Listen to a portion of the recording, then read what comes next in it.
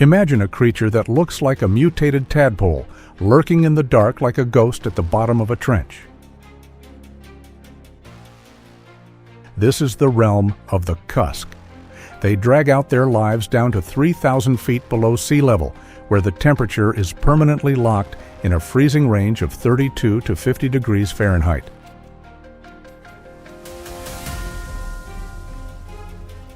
With a single barbell under their chin, they sweep the dark, muddy bottom, hunting for a seriously expensive menu: rock crabs and baby lobsters. This all-crustacean diet turns their 40-pound bulk into pure biological magic.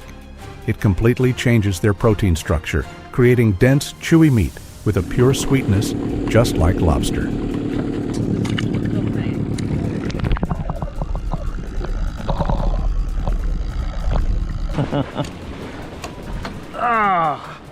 They're just such a beautiful fit. But bringing this freakish lobster meat up to the surface, Mother Nature demands a heavy price.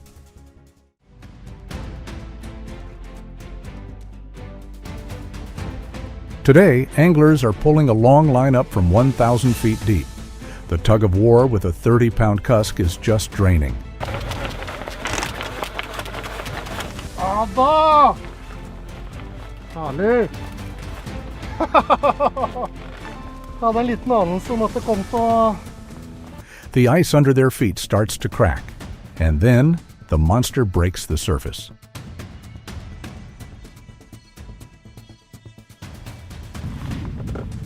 Der da!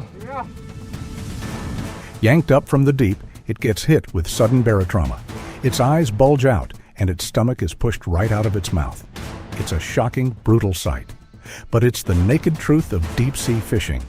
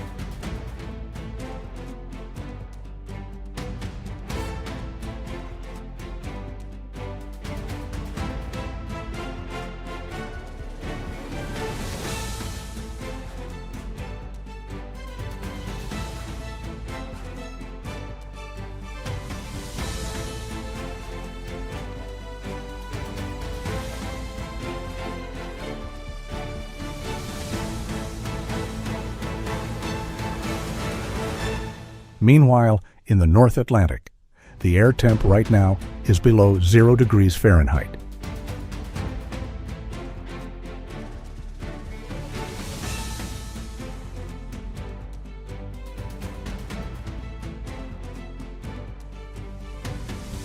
Meet Lars. He's been betting his life on this frozen ocean surface for the last 20 years. It's not just a sheet of frozen water, it's a fragile, shifting crust over the raging sea. He knows the deal. One wrong step through the ice, and hypothermia will take his life in under 5 minutes. But pulling it up is only half the battle. The real winner is the guy who knows how to not waste a single gram of this creature. It's not that crazy. Wait, why does it feel so big? It's pretty big. Oh, baby! Woo! Whoa. Can they even pick that Yeah, up? that's another big one. Wow. Yeah, it's not even close. To conquer this rock-hard bone structure, you need the right tools.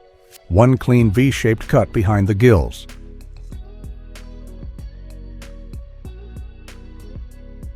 The Yanagiba blade glides along the spine. Let the bones guide the knife.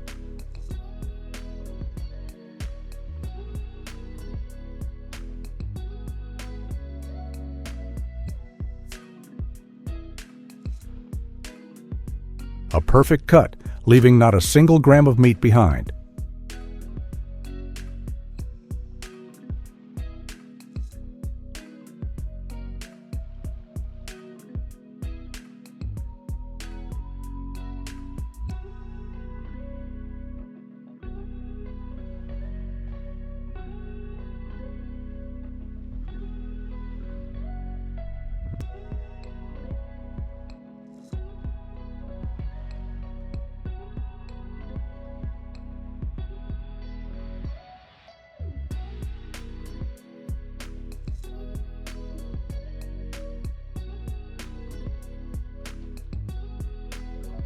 But the real treasure is right here. A half moon cut around the eye, a gentle pry, and the firmest, sweetest cheek meat pops right out.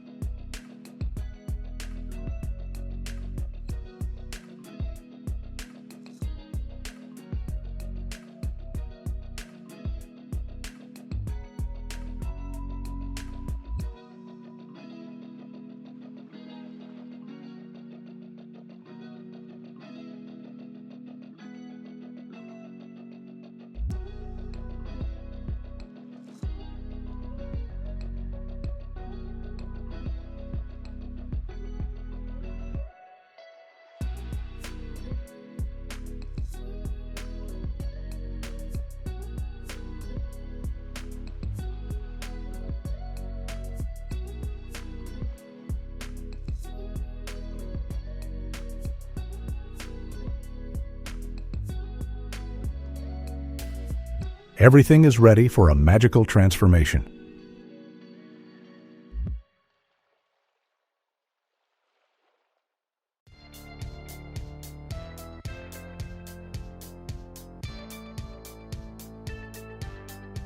Think back to that slippery, bug-eyed creature dragged up from the deadly ice.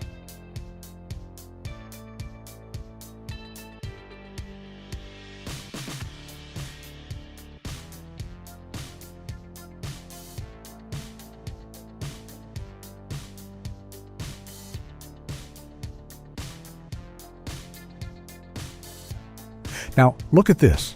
A mix of high heat and rolling boiling water. In just 15 minutes, a beautiful emulsion forms.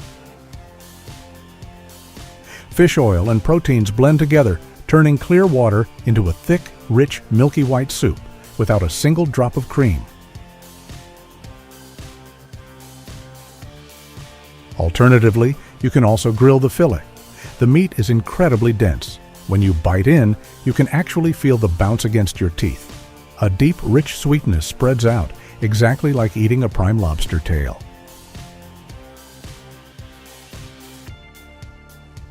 At fine dining spots in New York, this plate easily hits $65. Close your eyes and take a bite. Would you pay $65 for the ocean's freakiest monster? And if you're not quite ready for that, then come and try the kitty grouper.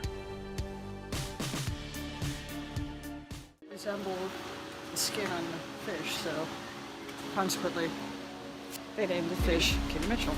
Down at the Louisiana docks, meet Chef Hank. He's spent 15 solid years breaking down thousands of Gulf fish, always starting with the scaler. In my opinion, if you take the head off first, you've got better yield on the fish as you're cutting it down the back. But so what I'm doing is I'm just cutting behind the gill plate, both sides. It's almost like it's got a hinge on it, so you want to put your knife up underneath the hinge and just give it a good cut like that. And then there's another hinge that goes the other way on the fish. You see that? And come up underneath the fin there. Once the skin is prepped and clean, Hank takes aim right at the hinge joint on the fish's head.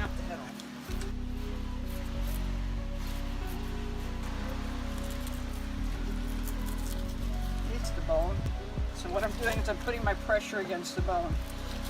The blade slides slow, riding tight against the spine, easily slipping past the toughest bones.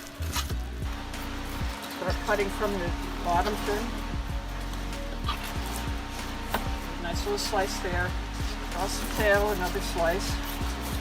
Work your way up the back. It's basically just give it a score through the skin.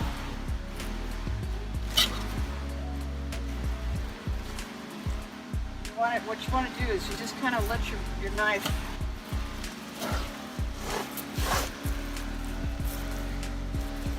It's a nice fish. It's got no worms in it.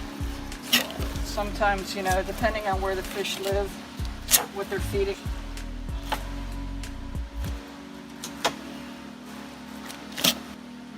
Just gonna finish it off with crack here. Your blade at a diagonal. Zero wasted movement. He angles the knife flush against the cutting board, grips the skin tight with his other hand, and pulls hard.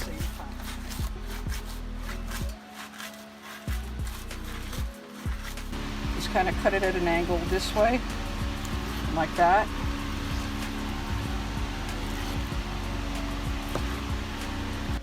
So you can store it.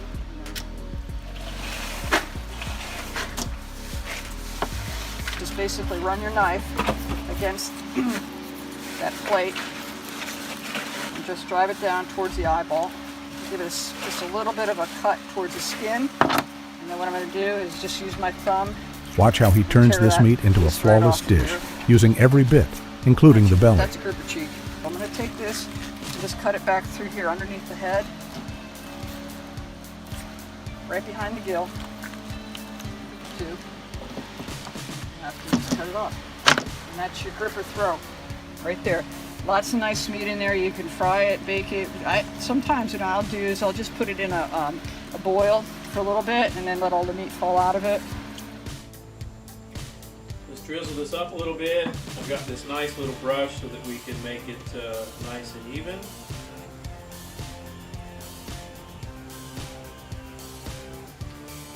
Then we're just going to season this, as I mentioned, with the Everglades fish and chicken. Now, all that's left is the quiet magic of heat and flavor. Will help the seasoning stick as well as it'll help prevent the grouper from sticking on the grill. On a blazing hot grill coated with a thin layer of non-stick oil, the fillets, drenched in olive oil and a light dusting of Everglades seasoning, start to sizzle. The real secret here is the one-flip rule. Same thing, a little olive oil.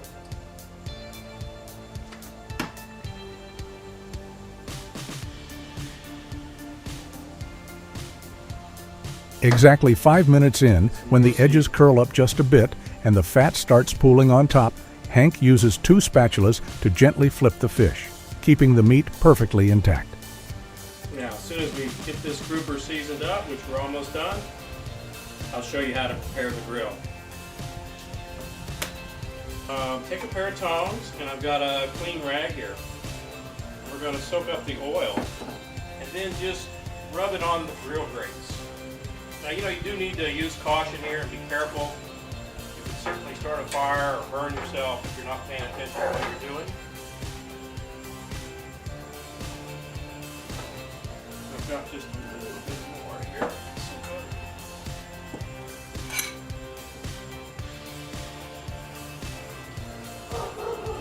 Yeah, you can do this with paper towels. I've got plenty of these old rags, so I don't mind using them. And the next thing we're going to do is put the grouper on this grill. A quick squeeze of fresh lime juice hits the searing surface with a hiss.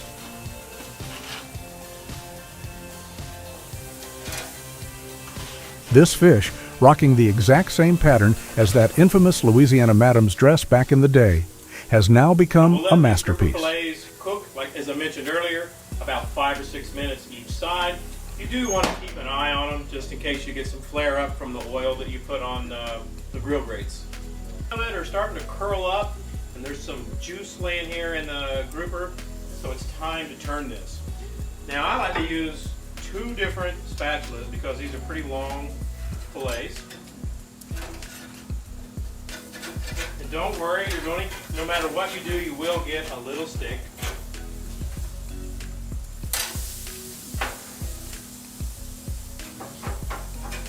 Every single flake is firm, held perfectly together, juicy, and packed with a pure, clean sweetness.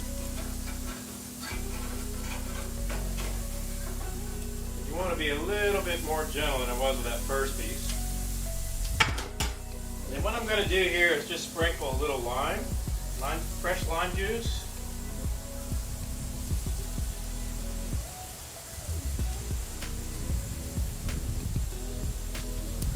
And I can't help myself. Oh my gosh. We're going to close this up and let it cook about 4 or 5 minutes on this side. Alright, we've been about 5 minutes on the other side. Grouper is nice and ready. Under the lights, the lime oils and fish fat blend together, shining like a work of art.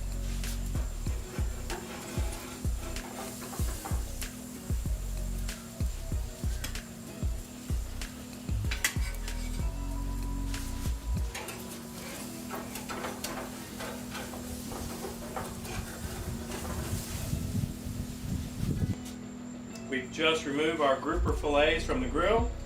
Just going to put a little bit more fresh lime here. Lime juice, I should say. Look at those. Absolutely.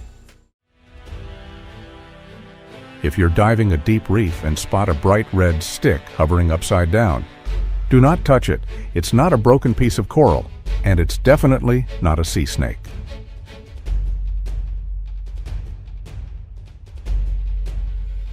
Meet the cornet fish, a 5-foot prey machine that looks like a glitch in evolution.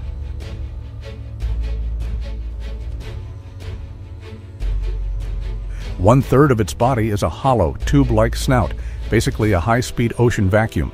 It hunts by standing dead still, completely vertical, blending into the background and turning the prey's vision into a fatal blind spot.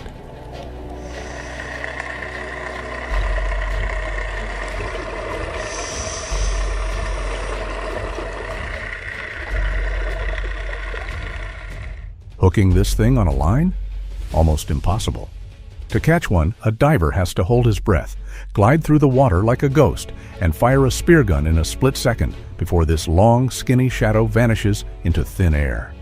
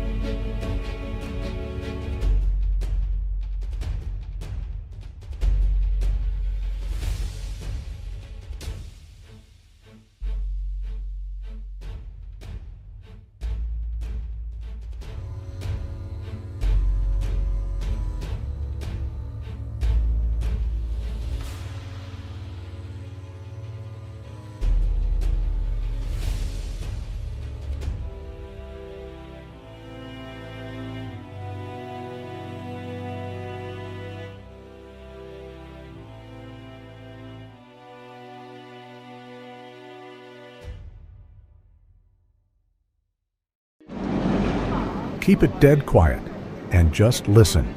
Don't let that smooth skin fool you. A brass scaler scrapes sharp lines down the body.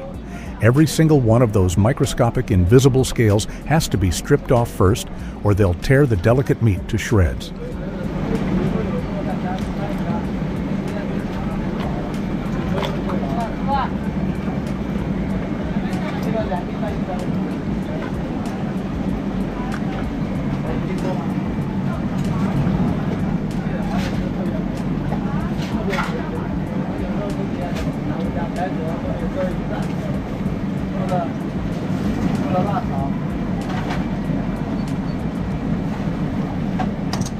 Now the surface is perfectly smooth.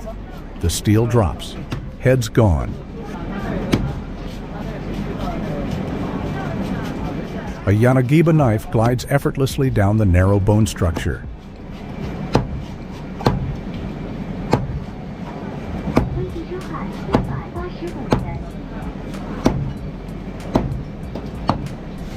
Millimeter precision butchery, leaving you with 2 delicate, pristine fillets.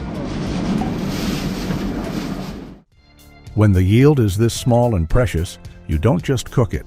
The thin fillets are sliced into bite-sized pieces, tossed in a light seasoning. In goes a handful of smashed garlic and sliced shallots and dropped into a screaming hot skillet. The aromatics brown beautifully, locking a caramelized crust onto the outside while keeping the center incredibly juicy. Sweet, savory, with a sharp garlic bite that cuts through the rich seafood flavor. The second it hits your tongue, it proves one thing. Behind the deep sea's weirdest, ugliest masks lies a dish that easily rivals the finest coastal bistros. It looks like a floating piece of high-end art, but in the Atlantic, it's an absolute warlord with 0 natural enemies.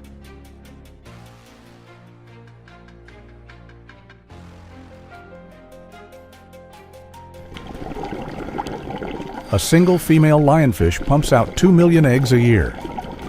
They don't just breed, they colonize. 18 venomous spines that can drop a grown man. But its hunting style? Pure nightmare. It doesn't chase. It corners prey with a wall of fins, blasts a water jet to blind them, and swallows fish half its size in a split second.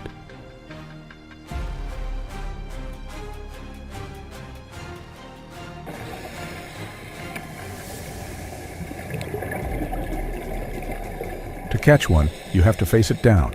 And lionfish don't run. They hold their ground, flare their toxic needles, and dare you to get close.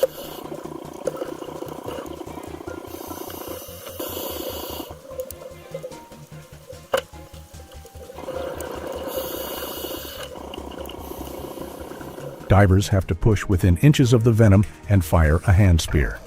Miss your shot? It doesn't swim away.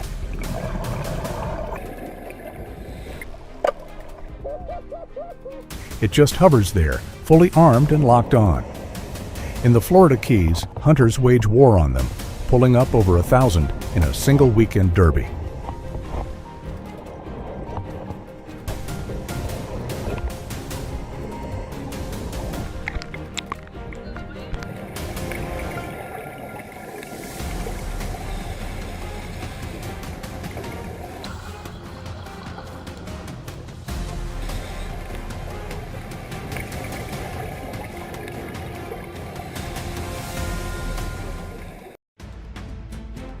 How much are you willing to pay for a luxury dinner? For fishermen in the Bering Sea, the price isn't just about battling 800-pound steel pots in a storm anymore. It's about chasing a ghost. Forget the old stories of freezing ice. Let's talk about what just happened recently.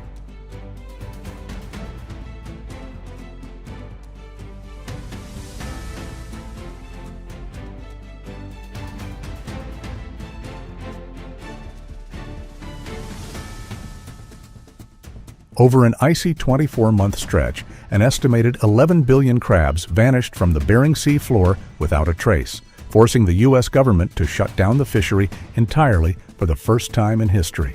11 billion. Gone.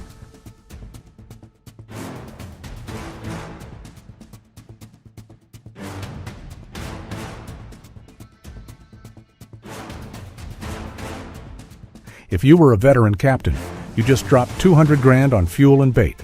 You haul up a massive steel pot, and it's a ghost town. Next one? Empty. Hundreds of pots later? Nothing.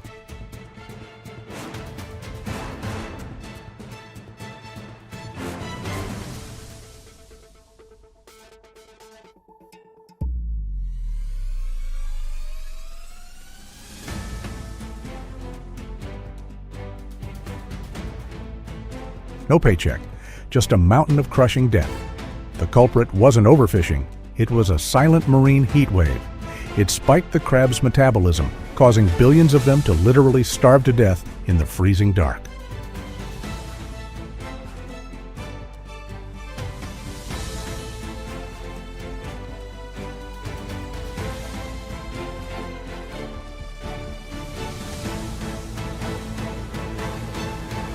So, next time you eye that king crab plate at a high-end steakhouse, remember, you're not just paying for dinner, you're buying a piece of a dying empire.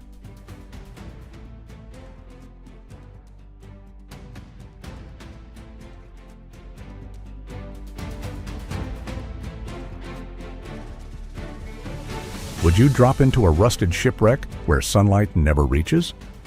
Back in the 1940s, British Navy divers shined their flashlights inside sunken World War II U-boats and scrambled back to the surface in pure panic.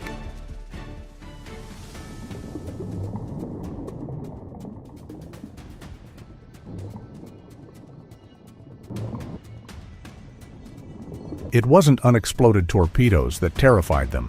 It was the monsters thick as a man's thigh, twisting out of the darkness to guard those steel graves.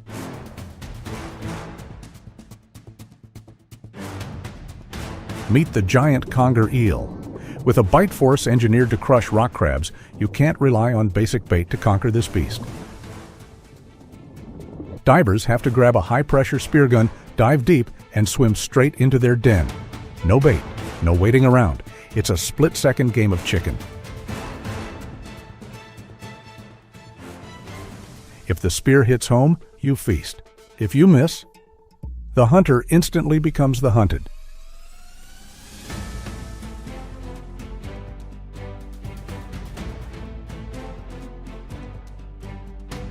Don't have the guts to face them in the dark?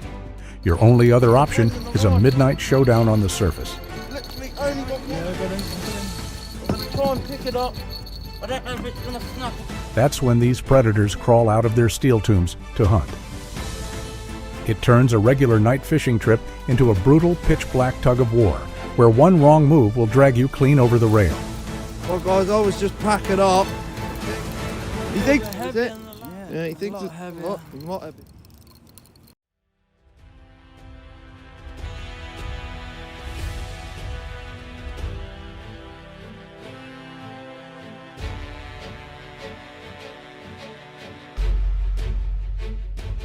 A fish that can completely trick your eyes. As a juvenile, the red emperor sports harmless black and white stripes, looking like a common aquarium fish. But after decades on the deep ocean floor, it transforms into a blazing red apex predator ruling the deep reefs.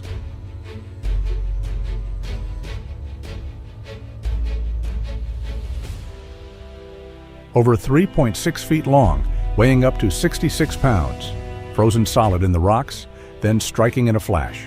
No warning, no time to react.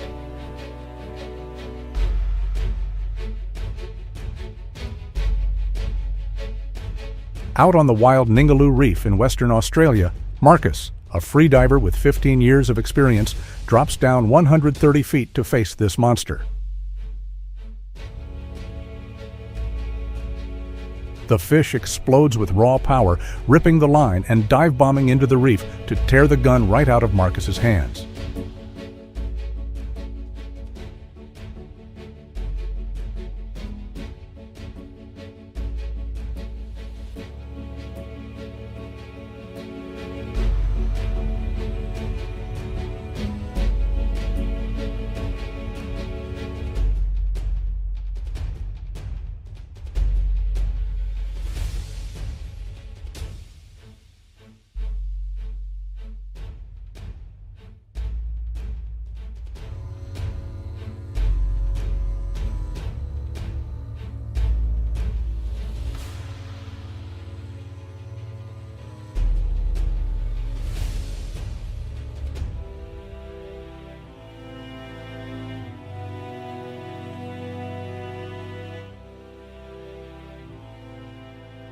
$150 in fuel, 25 minutes of absolute hell, all for a prize worth nearly $900 in Sydney's elite dining rooms.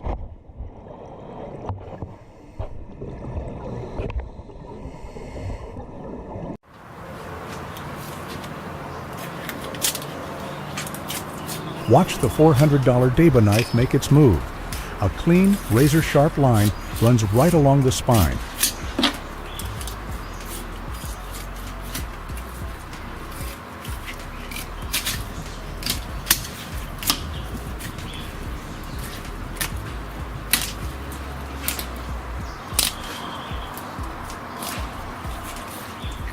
The blade hugs the bone structure so perfectly that not a single gram of meat is wasted. Under the kitchen lights, a flawless snow-white loin reveals itself. The skin gets stripped clean, exposing belly fat as soft as butter. From 66 pounds of raw fish, you're left with just 26 pounds of ultra-premium fillet. Every danger faced on the ocean floor, now sitting quietly on a cutting board. But deeper down the continental shelf, a creature even stranger is waiting.